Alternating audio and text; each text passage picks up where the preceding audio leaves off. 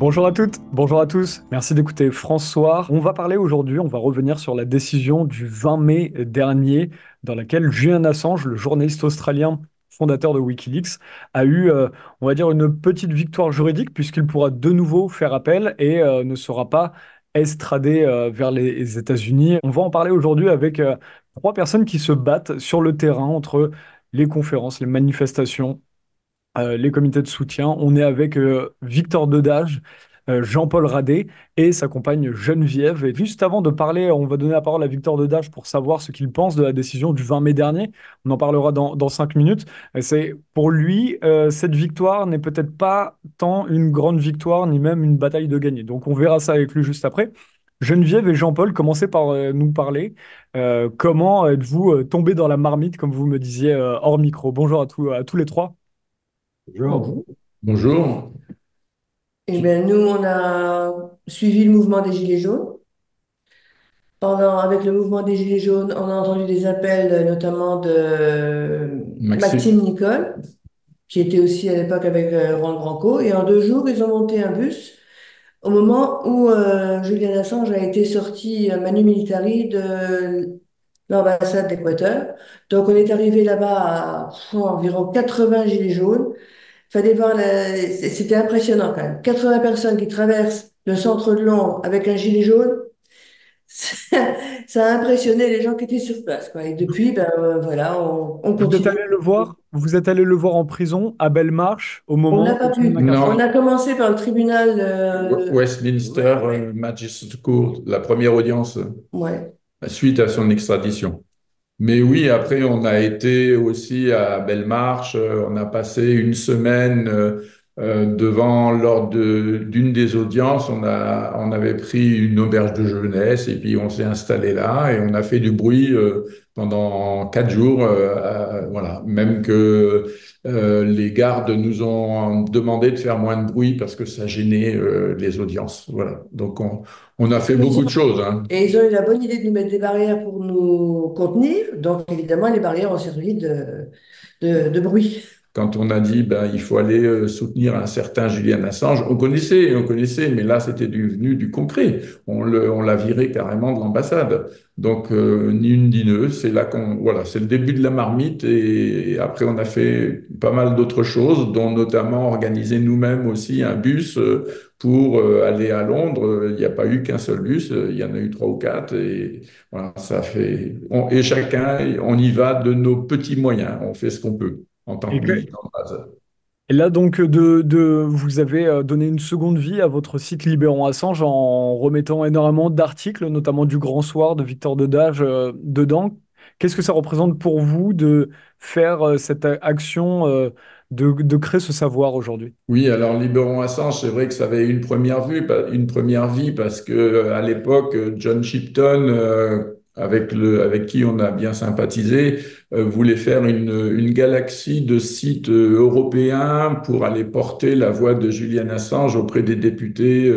Et puis à un moment donné, bah, le temps passant, on s'est dit, ça serait quand même bien de créer, comment je vais dire, une plateforme d'information qui ratisse un petit peu sur tous les domaines déjà. Voilà. Donc c'est Geneviève qui, suite à la projection d'Ithaca à Nilvange, on s'est dit tiens, ça serait bien qu'on ait une page et on s'est dit ben tiens, on a Libérons Assange, donc on l'a utilisé dans ce premier but et après on a dit bon ben voilà. Essayons de faire un outil qui permette aux gens de dire, de savoir ce qu'il en est de l'affaire Assange, donc de donner de la connaissance et de dire derrière, qu'est-ce que je peux faire? Donc, il y a une publication phare, connaître et en parler. Donc, et qui, si les gens sont intéressés, on donne tous les groupes de soutien, qui rejoindre selon ses sensibilités, etc. Ce qui fait on peut dire que oui, on a vraiment un outil pour communiquer, un peu une sorte de hub, selon les termes, voilà, un hub où est-ce qu'on va savoir ce que c'est que l'affaire Assange, qui rejoindre, s'informer, On a même fait des chronologies, des timelines selon les mots anglais, mais bon, elle aime pas trop quand je parle anglais. Donc on a même mais avec un peu de mode graphique, parce que je suis désolé, on est dans un monde de communication et on essaye de mettre des images attractives. Sous forme de tableau aussi. Et Victor nous a fait aussi dernièrement une très belle FAQ et qui, justement, dans l'état actuel des choses, mais ça je vais laisser Victor en parler, sert beaucoup pour le cas particulier du vote de Paris, de la municipalité de Paris. Je dis plus rien. Juste avant de donner la parole à Victor Dedage, vous avez rappelé que Ithaca, vous avez parlé du film Ithaca. Alors il faut rappeler pour tous ceux qui ne l'ont pas vu, Ithaca est un film centré sur les proches de Julian Assange. Le Pour combat de son papa et le combat de sa femme.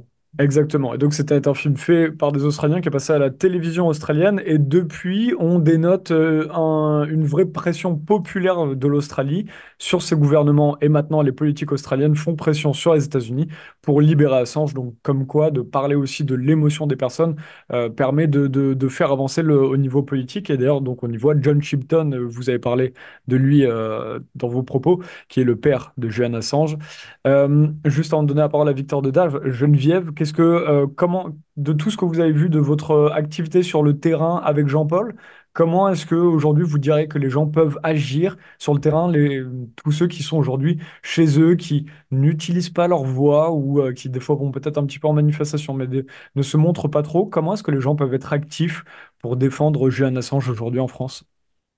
Le papa de Julian Assange, John Tipton, dit sans cesse que la seule façon de défendre Julian Assange, de le protéger, c'est d'en parler. Parler, parler, parler, diffuser. Donc c'est pour ça qu'on a fait un QR code sur une des affiches qu'on promène en manifestation. On a des languettes qu'on distribue.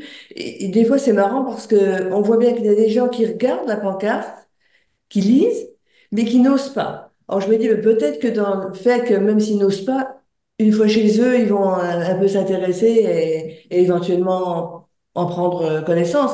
Et s'ils ils s'intéressent à Libération Assange, ils vont forcément apprendre des choses. Alors ils n'osent pas parce qu'ils ont peur de quoi, de la stigmatisation qu'il y a sur ce sujet. Oui. Puis je pense aussi parce qu'ils veulent pas trop, vous savez, c'est quand dira-t-on, on veut pas s'approcher des manifestants et patati et patala, quoi. Donc, il y a peut-être ça aussi, je sais pas. Mais ce qui est quand même amusant, c'est que j'ai déjà souvent constaté dans notre petite île, quand on a des touristes ou des étrangers, ils sont beaucoup plus Hmm. au courant que les Français qui se promènent dans l'île. Les étrangers sont beaucoup Les plus au étrangers Oui. courant. sont très ouverts et beaucoup plus au courant que nos compatriotes. C'est dommage. Et on a beaucoup de signes de sympathie et même des fois on est obligé, on parle de l'affaire Assange directement en anglais parce que c'est des étrangers et c'est des beaux moments quand même, des beaux moments d'échange et puis voilà, on fait notre petit lot de colibris. Très intéressant. On reviendra dessus et on reparlera aussi du site plus en détail Libérons Assange. On va donner la parole à Victor Dedage là, sur cette décision. D'ailleurs, Victor Dedage, qu'est-ce que vous pensez de ce qu'ils viennent de dire juste à l'instant? Est-ce que en France, on ne se sent pas concerné puisque ça ne nous touche pas finalement, Wikileaks et Julian Assange, directement dans notre politique? Comment est-ce que vous voyez la chose? En fait, quand on dit les étrangers, ça dépend lesquels. Il y a des pays où apparemment l'information passe beaucoup mieux que d'autres. On sait qu'il y a des pays qui sont complètement hermétiques à l'affaire Assange. Ça ne veut pas dire qu'il n'y ait pas de militants ou des gens qui se mobilisent, mais que les médias ont fait un excellent travail pour étouffer l'affaire. Je pense notamment à la Suède, à la Grande-Bretagne, paraît-il. Ce sont les camarades qui nous renvoient cette information. Il y a d'autres pays où l'information circule beaucoup mieux sur l'affaire Assange, comme l'Italie, l'Allemagne. La France n'est pas en pole position, mais loin d'être parmi les derniers. Donc, ça dépend un peu de l'état des médias et du positionnement des médias dans les pays respectifs par rapport à la question. Et par exemple, en Italie, comment est-ce que vous avez étudié un petit peu le traitement médiatique ou est-ce que vous avez vu? Non, je l'ai pas étudié, mais j'ai surtout constaté l'effet sur le terrain où les militants Oui, d'accord. italiens, par exemple, réussissent pour l'instant. Il y a une trentaine de villes d'Italie qui sont en train d'examiner ou qui ont déjà accordé la citoyenneté d'honneur à Julian Assange, une trentaine de villes. Il y a beaucoup, beaucoup d'événements qui se produisent un peu partout en Italie. Donc, le simple fait de pouvoir organiser ça, on pourrait mettre ça sur le dynamique des comités, mais il n'y a pas que ça, parce que pour arriver à faire que Rome, comme ça a été le cas, déclare Julian Assange comme citoyen d'honneur, il faut quand même du travail sur le terrain, mais aussi travailler dans un contexte qui n'est pas complètement braqué anti-Assange, sinon ça devient mission impossible. Donc, c'est le résultat sur le terrain. Il y a aussi le nombre de députés respectifs dans les pays qui défendent Assange. C'est par des jauges de ce type-là que je dis ce que j'ai à dire. En tout cas, le retour, par exemple, des camarades qui combattent en Suède pour Assange, eux, ils nous disent que c'est le verrou complet pour en parler dans les médias. Les médias ne veulent rien savoir. Même Niels Melzer, le rapporteur spécial des Nations Unies, lorsqu'il vient, il a droit à une interview à la télévision, puis ça s'arrête là, quoi. Si vous faites une manifestation ou quelque chose, c'est peine perdue. Donc voilà, ça dépend des pays, en fait. C'est très intéressant. Alors, on va rentrons dans le vif du sujet, quitte à en reparler après, mais on a promis aux spectateurs de faire une analyse de cette décision du 20 mai. Vous, Victor de Darge, vous m'avez dit hors micro que on a parlé un petit peu, vous n'y croyez pas trop, que finalement, ça n'est pas. C'est un peu comme ce, même, c'est comme si les politiques se refilaient la patate chaude, finalement. Alors, expliquez-nous. Quel est votre avis? Alors déjà, il faut rappeler Julian Assange était depuis fin février, deux juges britanniques examinaient s'ils pourraient de nouveau faire appel. Et il y a quelques jours de cela, la décision favorable est tombée. Oui, parce que dans les procédures d'extradition, il y a une particularité, c'est qu'on ne fait pas appel. On doit d'abord obtenir l'autorisation de faire appel. D'accord? Donc ici, il s'agit du dernier appel, si je puis dire, de l'affaire Assange. Où est-ce qu'on en est actuellement? La position administrative de Julian Assange, c'est qu'il est extradable. L'ordre d'extradition a été signé en 2022, je crois. Donc là, il s'agit maintenant de savoir s'il sera effectivement extradé. Pour éclaircir les gens, il faut bien comprendre une chose, c'est qu'ici, on a affaire à une procédure d'extradition, ce qui paraît évident. Mais ce qui paraît moins évident, c'est que l'enjeu ici, pour les juges, en tout cas britanniques, c'est pas de déterminer si Julian Assange est coupable de quoi que ce soit. C'est simplement de déterminer sur le plan technique s'il est extradable, eu égard aux accords d'extradition entre l'Angleterre, la Grande-Bretagne et les États-Unis. Ce qui complique drôlement l'affaire des juges, pardon, des avocats d'Assange. Leur seul angle d'attaque pour plaider une non-extradition, c'est de démontrer qu'une telle extradition serait en violation de l'accord d'extradition. Or, l'accord d'extradition est extrêmement ouvert, extrêmement libéral. L'accord énumère uniquement les conditions où quelqu'un ne peut pas être extradé. C'est-à-dire, au lieu d'énumérer les conditions où quelqu'un peut être extradé de la Grande-Bretagne vers les États-Unis, elle se contente d'énumérer les cas où la personne ne peut pas l'être, ce qui réduit drôlement le travail des avocats de la défense.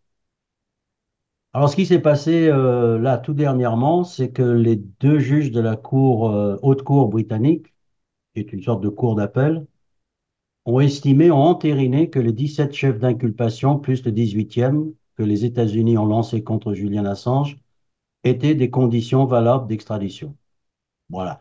Donc, sur le fond de l'affaire, si je puis dire, les motifs de vouloir l'extrader, la justice britannique a décidé que oui, c'était des motifs valables d'extradition. La seule chose que les juges ont demandé en retour, c'est des sortes de garanties, des assurances de la part des États-Unis sur certaines conditions. Par exemple, est-ce que les Américains peuvent donner la garantie que Julian Assange ne serait pas condamné à mort? Parce on a déjà retrouvé des plans globalement, d'assassinat Il y a eu des d'agences articles de américaines. presse qui ont révélé que la CIA avait des plans pour tenter d'assassiner, d'empoisonner, d'enlever Julian Assange lorsqu'il était dans l'ambassade. Non, mais c'est intéressant parce que on parle de la peine de mort ici, et pas d'un assassinat déjà, donc la nuance. Mais c'est intéressant dans le jugement de cette haute cour. euh, Parmi les arguments de l'équipe de défense, c'était exactement ce que tu viens de dire. C'est est-ce qu'on peut extrader quelqu'un vers un pays dont les services de renseignement avaient prévu ou planifié ou envisagé de l'assassiner?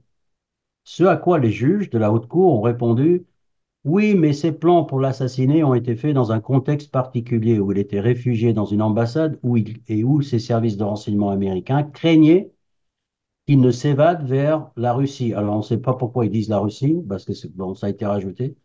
Est-ce que c'est peut-être pour faire Mais, comme Snowden?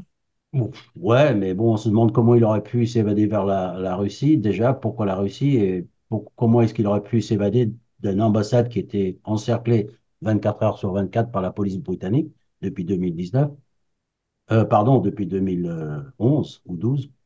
Bref, mais les juges continuent en disant, mais ça, c'était des plans qui avaient été concoctés alors qu'il était enfermé dans l'ambassade. Mais maintenant, s'il devait être remis aux États-Unis, les raisons, les motifs de ces plans tomberaient d'elles-mêmes, donc ne sont pas pris en compte. Autrement dit, ils évacuent dans leur jugement cette question-là, donc ils refusent à la défense d'avancer cet argument comme quoi il y a eu des plans pour l'assassiner, en argumentant que bah, s'il était en prison aux États-Unis, les plans pour l'assassiner n'auraient plus lieu d'être, donc il serait en sécurité. Bref, c'est des contorsions intellectuelles qu'on retrouve assez fréquemment dans l'affaire Assange, comme si on voulait toujours faire passer le chameau de l'objectif de l'extrader dans l'aiguille des justifications, le trou de l'aiguille là. Donc ils ont rejeté ça. En fait, ils ont demandé donc qu'il y ait une garantie qu'il ne serait pas condamné à la peine de mort, puisque c'est un des motifs de non-extradition. Ils ont aussi demandé une garantie de la part des États-Unis que Julian Assange ne subirait pas de préjudice devant un tribunal américain à cause de sa nationalité australienne, autrement dit non citoyen américain. En tant qu'étranger, est-ce qu'il bénéficierait des mêmes droits que les Américains? Alors pourquoi ils demandent ces garanties? Parce qu'il y a eu des gens qui ont déclaré aux États-Unis, et pas des moindres, que parce qu'il était australien, il ne bénéficierait pas de certaines garanties, notamment de la protection du premier amendement de la Constitution américaine qui garantit la liberté d'expression et notamment celle des journalistes. Alors, les Américains ont donné des garanties, entre guillemets. Alors, déjà sur la forme, ces garanties ont été données de façon bizarre à l'entête de l'ambassade des États-Unis, une lettre laconique qui a dit en l'occurrence que, un, Julian Assange ne pouvait pas être condamné à mort puisque les accusations portées contre lui ne pouvaient pas entraîner la peine de mort, et que deuxièmement, quant à la protection et à ne pas subir de préjudice et la protection du premier amendement de la Constitution, bah, qu'il pourrait toujours la demander. Alors, la demander. Ils n'ont pas dit qu'il en bénéficierait, ils ont dit qu'il pourrait toujours la demander. Autrement dit, il pourrait demander un poney pour Noël aussi, s'il voulait. Et les juges n'ont pas laissé passer ça, les juges britanniques. Il y a d'ailleurs un article d'un observateur, un ancien diplomate britannique qui suit l'affaire de près, Craig Murray, qui a été présent dans la salle d'audience. Lui, il a dit que, selon lui, la façon désinvolte, parce qu'il y avait une certaine désinvolture dans la réponse des États-Unis, à savoir que c'est l'ambassade qui répond, donc un diplomate, c'est pas le département de justice. Euh, euh, et puis cette façon de balayer de la main et puis de formuler la question de façon ambiguë, mais que les juges ont tout de suite vu l'ambiguïté, que Julian Assange pourrait toujours demander, alors que les juges avaient spécifiquement dit qu'ils ne voulaient pas savoir s'il pouvait demander, mais voulaient savoir s'il en bénéficierait. C'est pas la même chose. Eh ben, ça a pu les fâcher. Est-ce que Donc, quand on voit ça, on peut se dire que est-ce on est en droit de se poser la question, est-ce que les États-Unis, en se comportant de la sorte avec la justice britannique, est-ce que les États-Unis veulent vraiment récupérer Assange ou est-ce qu'ils veulent le laisser pour l'instant dans cette prison où il reste inactif finalement? il y en a qui disent qu'ils ont fait exprès pour que justement les juges ils aient une excuse pour dire, ben, puisque c'est comme ça, parce qu'en gros c'est comme ça que ça s'est terminé, puisque c'est comme ça, nous allons donner l'autorisation à Julian Assange de faire appel.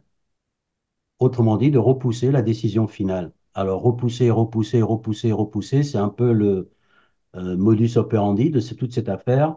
Il y en a d'aucuns qui disent, et je fais partie de ces gens-là, qui pensent qu'ils repoussent toute décision finale pour après les élections en novembre aux États-Unis, pour ne pas encombrer, disons, Biden, par exemple, d'une affaire supplémentaire qu'il aurait sur les bras et qui pourrait lui exploser à la figure. Donc, Ça, c'est très alors, intéressant parce que du coup, ils peuvent avoir peur. Joe Biden ne serait pas, pourrait ne pas être rassuré d'avoir à gérer la pression de la politique australienne qui lui demande de récupérer. de Ce qui relaxer à est ce sûr point. et certain, c'est que la situation actuelle leur convient. Julian Assange est bâillonné depuis des années. On ne le voit pas, on ne l'entend plus. Petit à petit, ils essayent de le faire oublier de l'opinion publique. Il ne gêne plus, il ne représente plus un danger.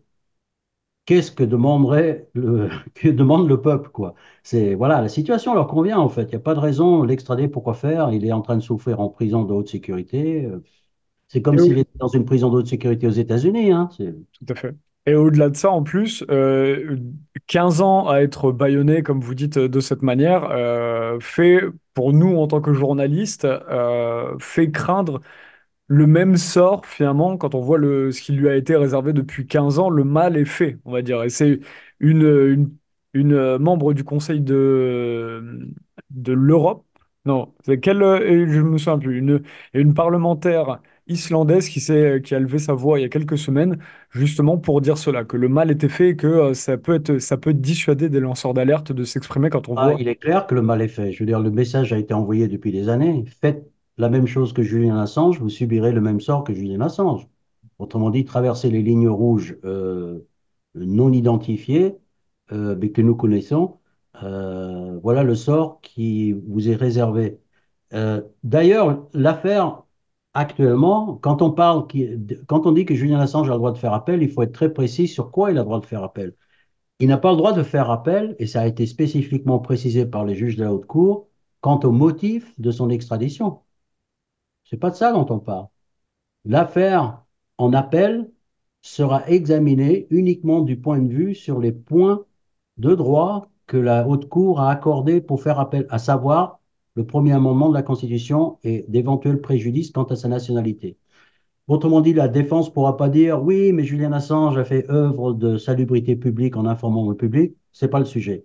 Oui, mais il n'a mis aucune vie en danger. C'est pas le sujet. Oui, a publié des informations indispensables. Il a fait son rôle de journaliste. C'est pas la question. La question est-ce que la défense peut prouver que Julian Assange, s'il est extradé, fera l'objet d'un préjudice quant à sa nationalité? Point barre. Donc il faut que la défense le prouve.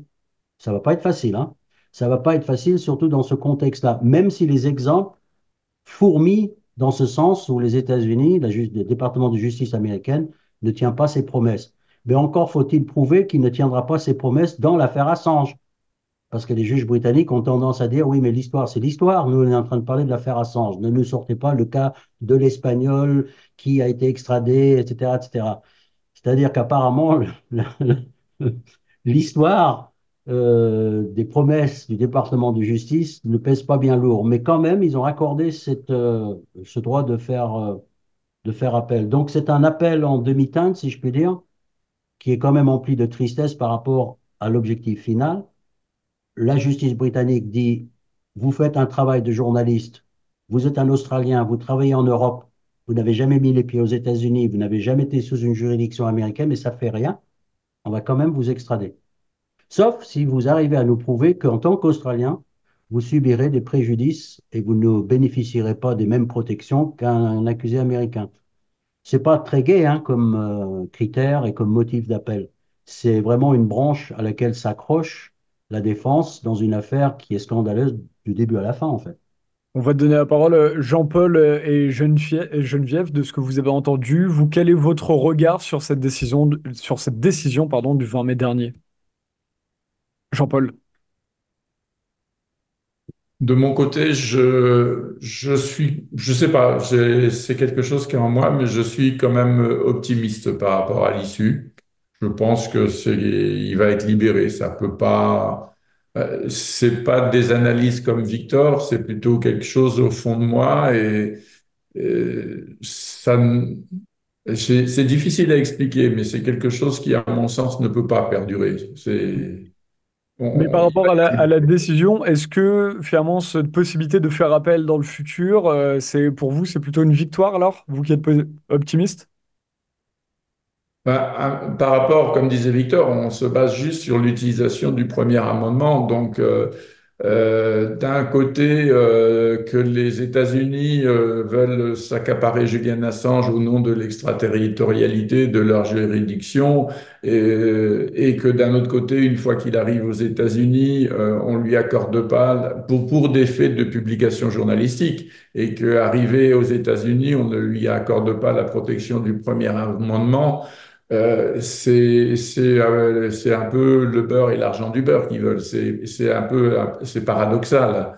Donc c'est vrai on nous a tellement habitués à ce que la justice soit tordue, maltraitée dans cette histoire,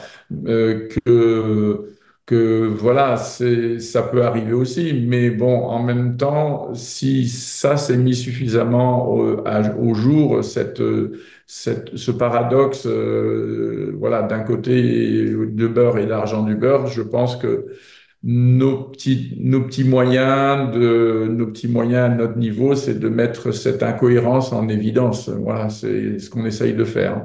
Oui, parce que c'est ce que rappelait Victor, justement, le premier amendement qui normalement doit garantir la liberté d'expression, qu'on comprenne bien, ça ne s'applique, alors attendez Victor, vous avez confirmé ce que je dis, et ça ne s'applique qu'aux résidents américains et pas aux étrangers.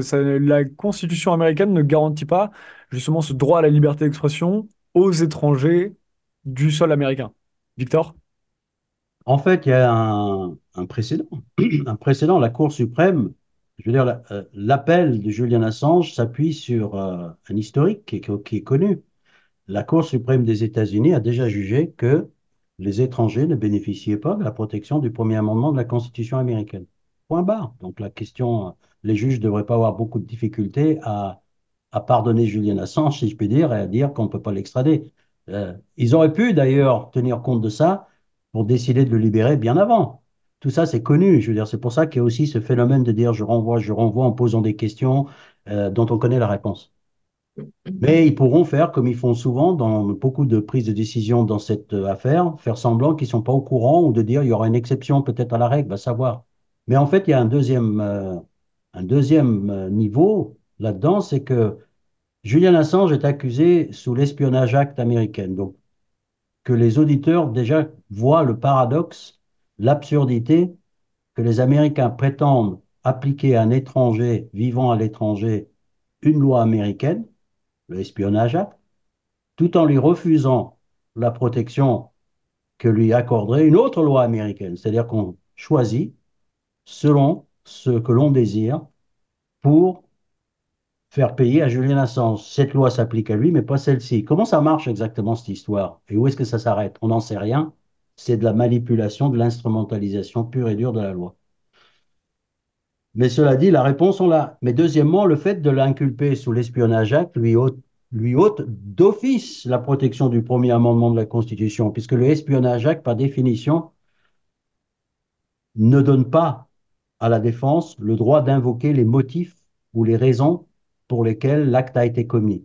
Il doit simplement prouver, il doit simplement être prouvé qu'il a commis ces actes. Point barre. La défense n'a pas le droit d'invoquer les motifs, euh, le droit du public de savoir, le droit à l'information, les choses comme ça. Donc, il va être mis dans des conditions, dans un tribunal extrêmement spécial, qui est le tribunal de Virginie-Est, réservé aux affaires qui portent atteinte à la sécurité nationale des États-Unis, où le jury est choisi parmi les employés des services de renseignement dont les sièges se trouvent à proximité du tribunal. Donc, autrement dit, il va être jugé par ceux qu'il a dénoncés, dans les révélations, si je puis dire. Donc, il n'y a aucune chance. Donc on manque de partialité là-dessus. Absolument, mais ce tribunal est fait pour ça. Il n'est pas fait pour être jugé par des citoyens ordinaires. Il est fait pour être jugé par des gens qui ont été, disons, touchés par les révélations de Wikileaks. Il n'a aucune chance. Donc, le simple fait de dire qu'il pourrait invoquer le premier amendement de la Constitution, on est dans un autre univers. Lorsqu'il se trouvera dans le tribunal de Virginie-Est, le premier amendement de la Constitution ne peut même pas entrer par la porte du tribunal. Alors, pardon, j'ai changé de fond, donc voilà, il y a juste un petit changement visuel, mais parce qu'on partage, il y a un autre Moi tournage aussi, je vais en même changer. temps. Et voilà, Victor Denage change aussi de décor. Alors, donc là, ce que vous étiez en train de nous expliquer avec ce tribunal, clairement, on a la sensation que c'est le Far West et que c'est comme à l'époque, on juge, on pend et puis on juge après. Comment est-ce que aujourd'hui c'est complètement antidémocratique ce que vous nous racontez là? Comment est-ce possible que les gens ne se révoltent pas là-dessus? Est-ce que vous avez vu des... Est-ce que c'est juste qu'on n'en parle pas? Comment ça se Ah, produit? on touche un peu à la question précédemment que je crois que c'est Geneviève qui en parlait de comment est-ce qu'on motive les gens. D'abord en parlant parce que l'expérience prouve que lorsque les gens connaissent l'affaire, les Il l'a enjeux défendu.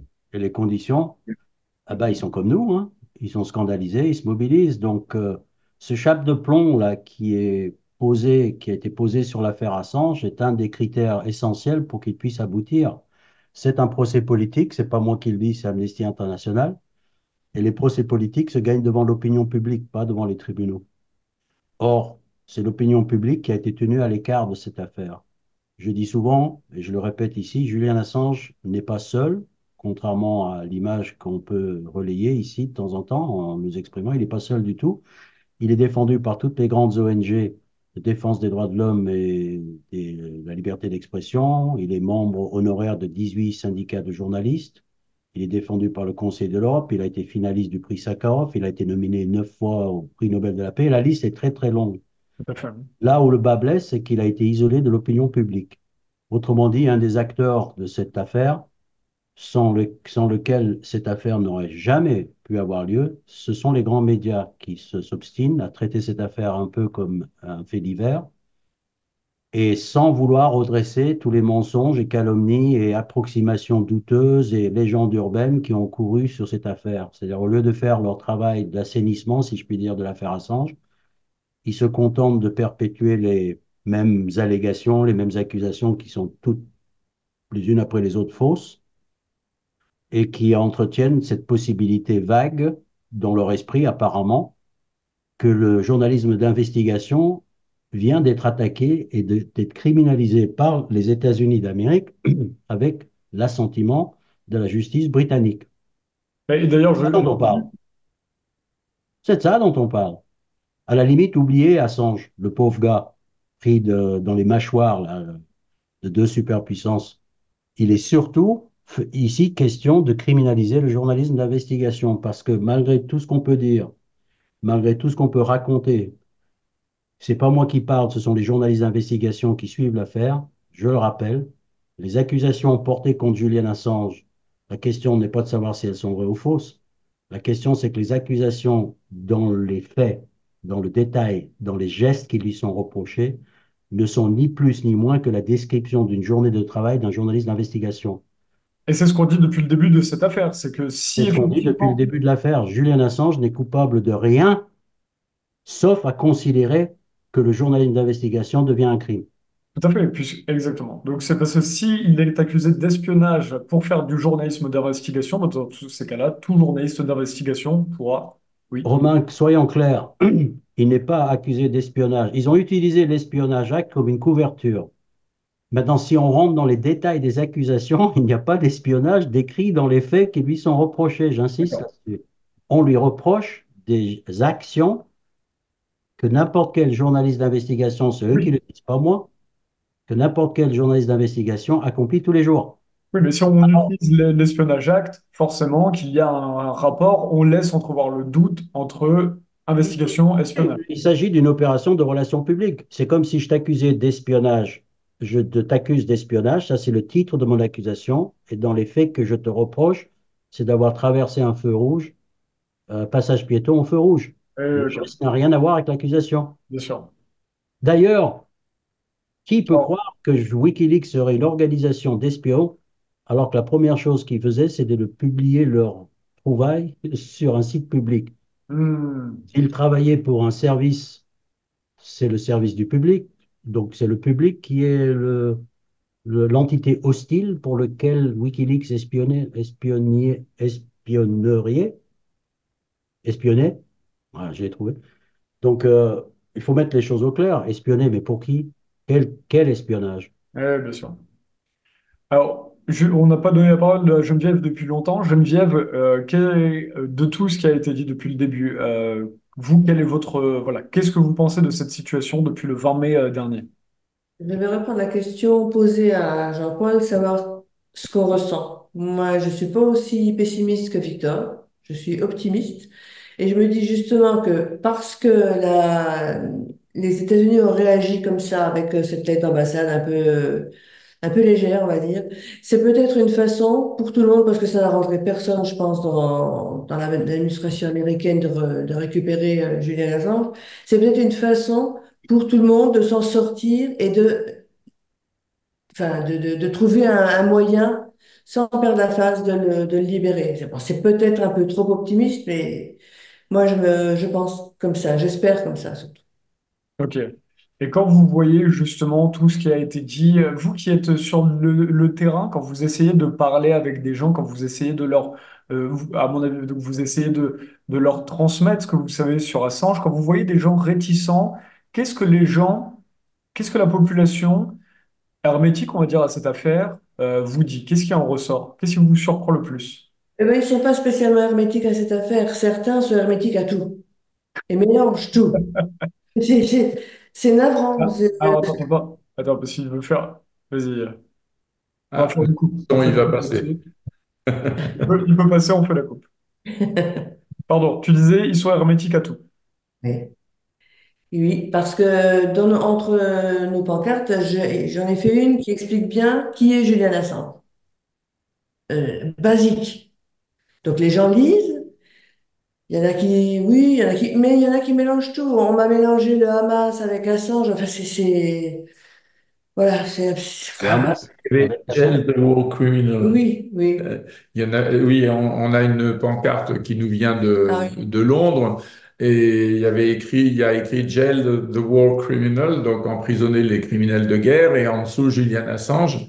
Et là, une personne nous a demandé ce que ça signifiait, donc on lui a traduit. Ah, bah oui, vous avez raison, mais il faudrait mettre aussi Poutine en oui, prison. oui. Pour dire. Donc voilà, il C'est y a la du rue, boulot. c'est la rue. Il y a du boulot. Et est-ce que et là, dans ce que vous décrivez qui est intéressant, est-ce que les gens font finalement, il n'y a pas que les politiques qui font de la récupération politique, est-ce que les gens veulent aussi faire de la récupération politique sur leur propre sujet qu'ils défendent? Comment Comment ça? ben là, vous vous dites, par exemple, que certains veulent mélanger les combats. Est-ce que les Ah, c'est pas qu'ils citoyens... veulent, ils mélangent tout. Hmm. Voilà, c'est D'accord. un peu désolant. Donc effectivement, leurs propres opinions, ils vont utiliser la filière Assange pour faire passer ce qu'ils pensent eux. Oui, tout à fait. Ça, on l'a souvent, oui. Et là, Mais Jean-Paul, d'ailleurs, il y avait Victor a parlé tout à l'heure que les gens, au lieu de parler de ces sujets-là, comme ce tribunal, de cette partialité dans les décisions, vous m'avez dit il y a quelques semaines que vous aviez vu, vous avez donné une FAQ à des parlementaires en France, et ils sortaient, quand on parle d'Assange, eux parlent encore des stigmates qu'on mettait avec les affaires aujourd'hui résolues où il y a eu un non-lieu de données, où on traite encore Julian Assange de violeur, comme ce qui avait été créé par les médias finalement à l'époque. Qu'est-ce qui vous choque à ce niveau-là? oui, mais c'est toujours dites du mal, même si vous démentez, il en restera toujours quelque chose. Et effectivement, c'est pas si vieux. C'était le vote du Conseil de Paris c'est la semaine dernière, je crois, où est-ce qu'on a eu un élu d'Europe Écologie Les Verts qui disait qui s'inquiétait de savoir s'il allait voter pour ou contre la citoyenneté d'honneur accordée à Julian Assange parce qu'il avait été accusé de VSS, violence sexuelle et sexiste. Donc ça veut dire que notre travail d'information, il est loin d'être terminé. On en est encore à ce genre de choses. C'est grave. Heureusement, effectivement, ça tombe. C'est comme quoi il y a des synchronicités. Victor venait de terminer la FAQ sur Julian Assange et le premier article était justement Julian Assange est un violeur. Donc voilà, donc il va falloir passer, éduquer, informer cette personne-là et les membres du Conseil de Paris, voilà, pour débunker, voilà, ben, on n'arrête pas. Mais tout à l'heure, on parlait aussi de quand les gens quand les gens apprennent l'affaire Assange, qu'ils Oui, n'avaient pas forcément la connaissance, c'est comment réagissent-ils? ouais. Ben, d'une manière générale, ils réagissent vraiment sainement. Et le plus bel exemple qu'on a eu, c'est on avait à peine lancé Libérons Assange. Il y a une association de Carpentras qui a parcouru un petit peu ce qu'on faisait. Donc, ils se sont mis en rapport avec nous et ils avaient lu toute la partie connaître l'affaire, en parler, agir. Et immédiatement, ben voilà, leur réaction, c'était de dire ben, qu'est-ce qu'on peut faire et de s'engager. Ils ont fait une projection de Ithaca. Victor est venu prêcher la bonne parole. Merci Victor. Et puis voilà, donc oui, les gens, quand ils connaissent, quand ils s'approprient l'affaire Assange d'une manière générale, oui, ils accrochent.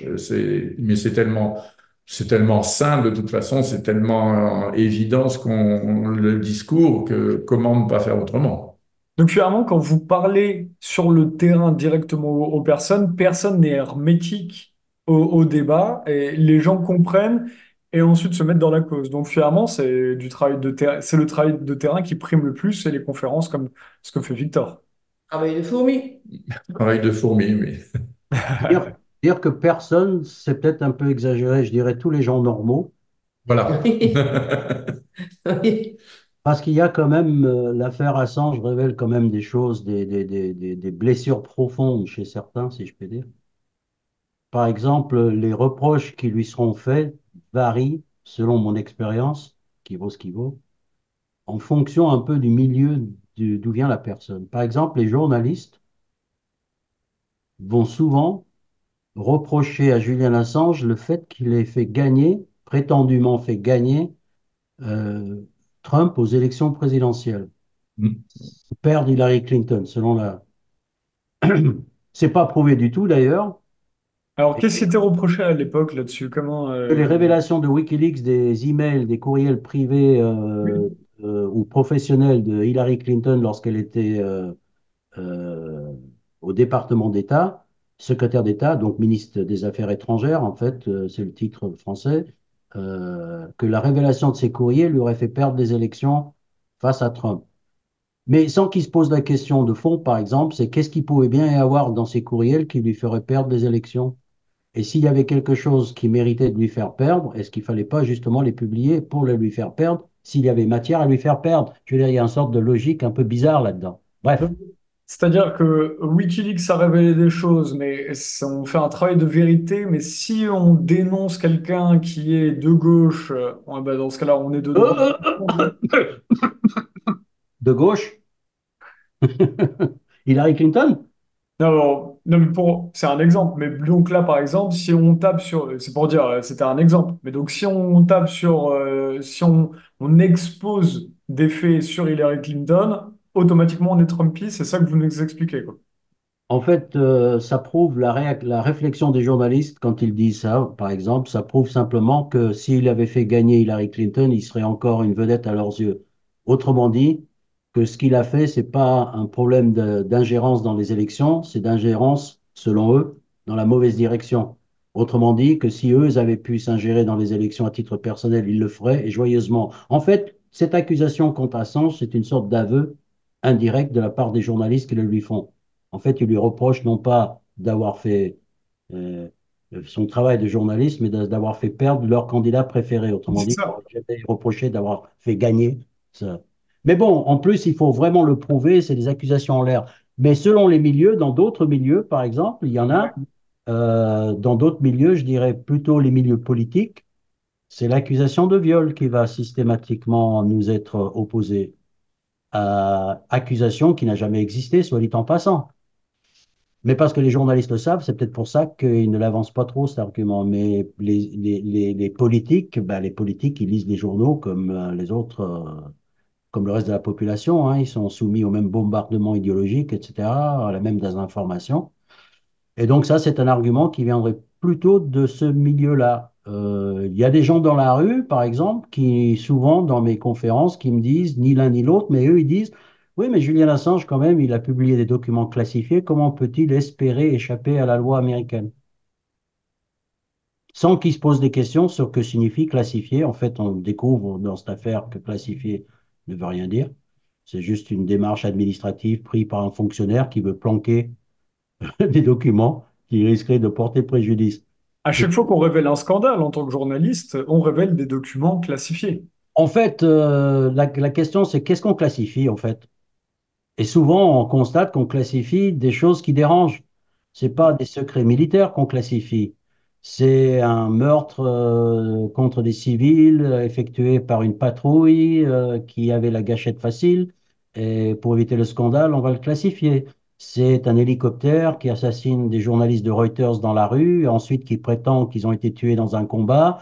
Et ben, pour se couvrir les fesses, on classifie.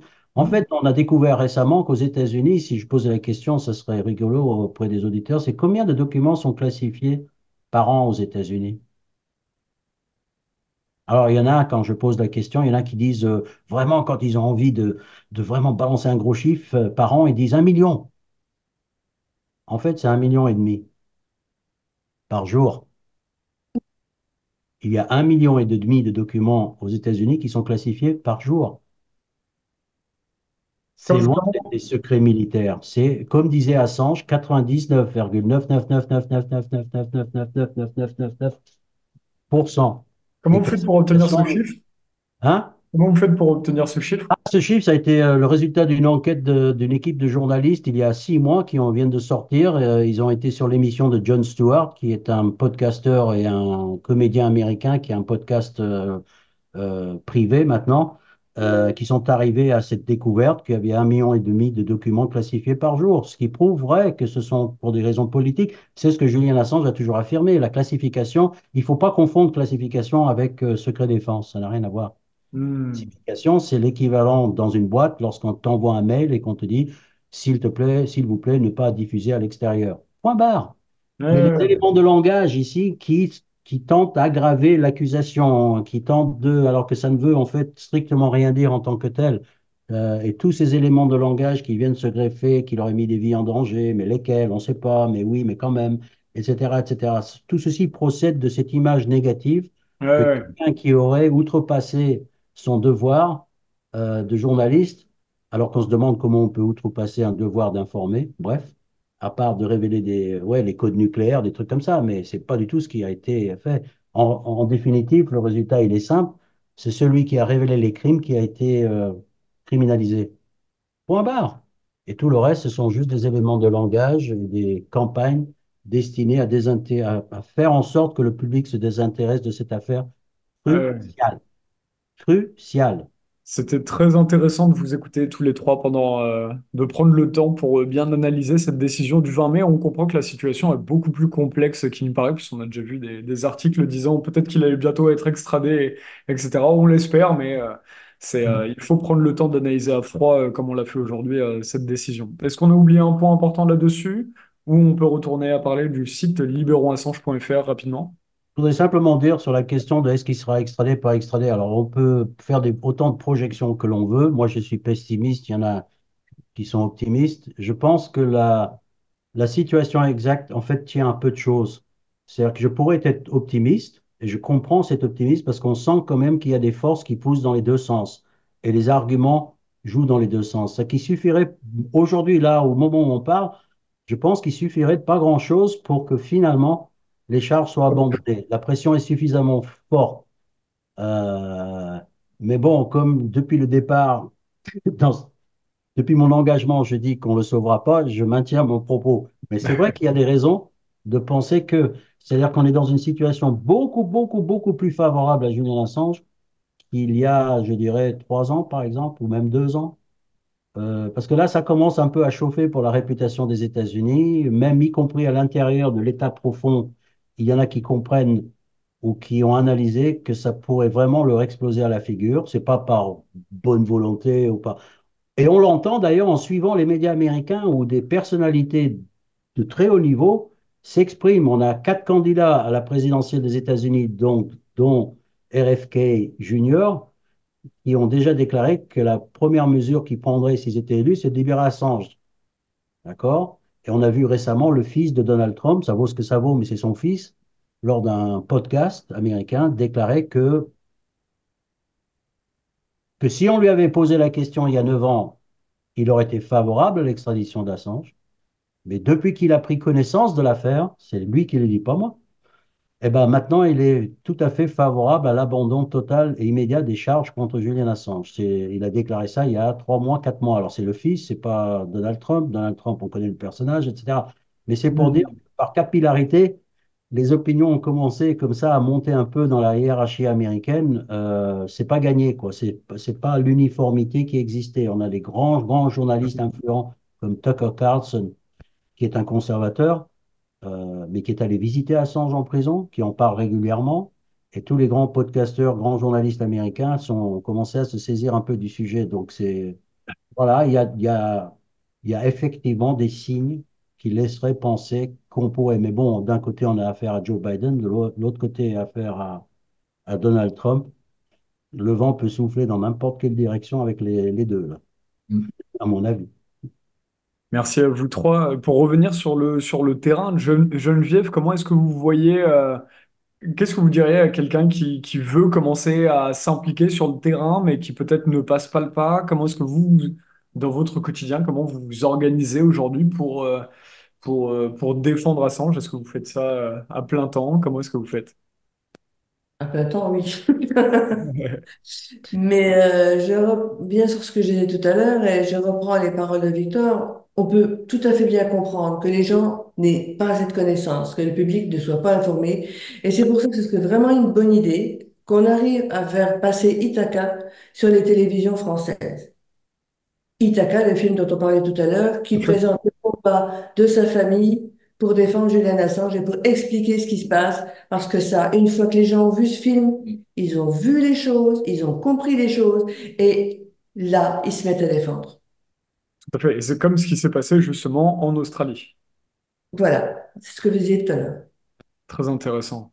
Jean-Paul, qu'est-ce que vous espérez avec libéronassange.fr? Maintenant, vous incitez bien sûr tout le monde à aller, tous ceux qui veulent finalement se faire une connaissance peuvent retrouver la chronologie et les articles dessus pour se faire leur propre avis. Oui, complètement. C'est vraiment un outil d'information qu'on a voulu faire. Bon, j'en ai bien parlé. Il y a tout ce qu'il faut. Il y a tout ce qu'il faut. Et ce que j'ai l'intention de faire, j'y ai réfléchi un petit peu ce matin. Geneviève et Victor, ils ne le savent pas encore. Donc, c'est une exclusivité pour Oula. ce soir. Il va y avoir des tableaux Excel. Non, pardon. Non, en fait, ce que j'ai l'intention de faire, un peu comme on avait fait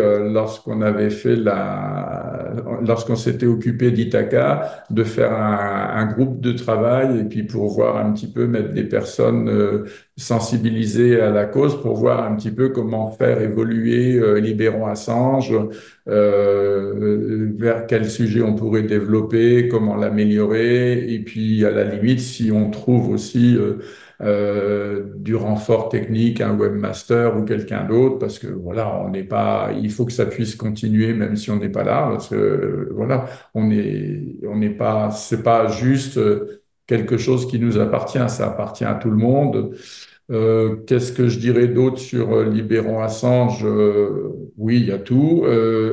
Une dernière petite précision quand même, c'est que Libérons Assange, ça a vu le jour au printemps là de cette année, donc maintenant il est bien monté en charge. Il ne faut pas oublier aussi que un site qui arrive, c'est le site du comité de soutien Assange. Il est assez récent, il s'appelle Voilà, comme